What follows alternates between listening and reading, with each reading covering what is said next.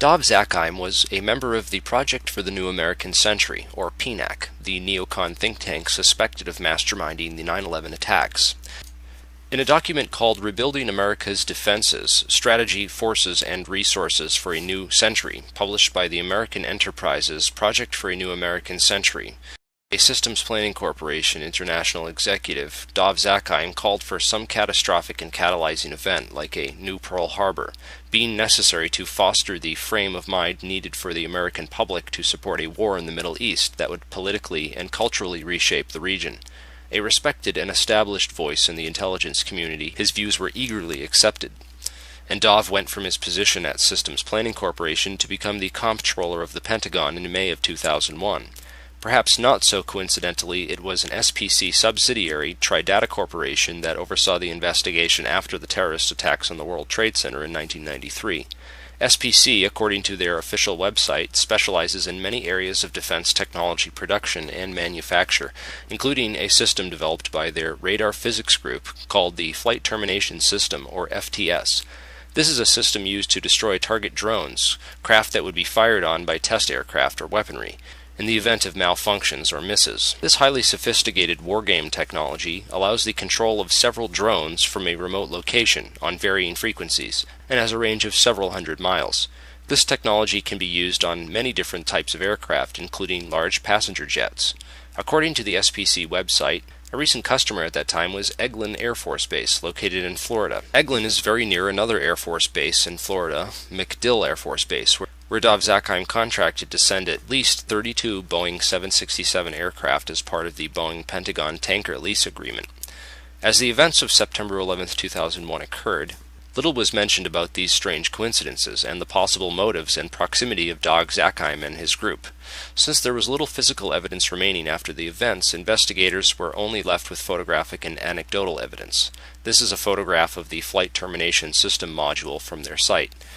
Note it has a cylindrical shape and is consistent with the size and shape of the object observed under the fuselage of Flight 175. The Boeing lease deal involved the replacement of the aging KC-135 tanker fleet with these smaller, more efficient Boeing 767s, which were to be leased by Dov Zakheim's group. The planes were to be refitted with refueling equipment, including lines and nozzle assemblies. In this enlargement of Flight 175, we can clearly see a cylindrical object under the fuselage and a structure that appears to be attached to the right underside of the rear fuselage section.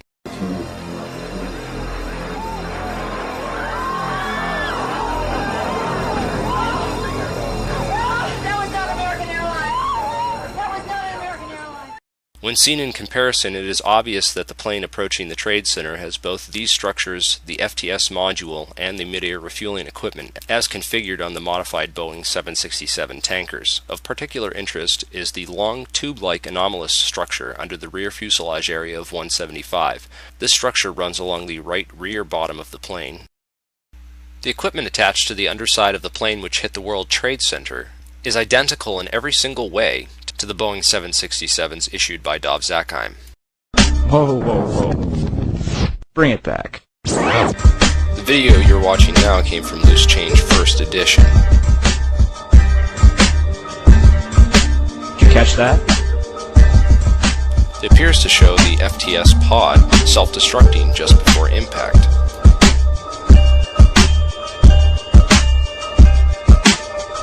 Also, notice that the flash is reflected in the fuselage of the plane. The flash is also present in footage taken by Evan Fairbanks, Jennifer Spell, and CNN.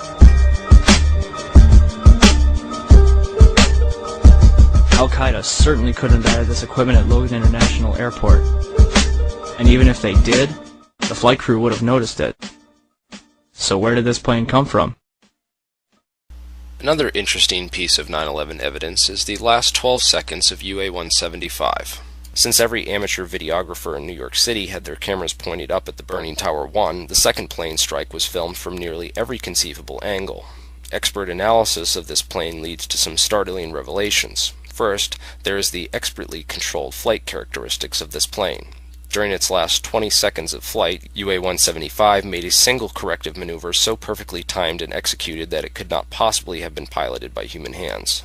If you take a careful look at the flight paths of American Airlines 11 and UA-175, the two flights that took off from Boston's Logan Airport and crashed into the Twin Towers, you'll find a major clue. Not only did both these planes cross paths directly over Stewart Air Force Base, but they did so at the exact same time. Another odd synchronicity is Flight 93, which had been sitting on the tarmac delayed at the airport for nearly 40 minutes with no explanation.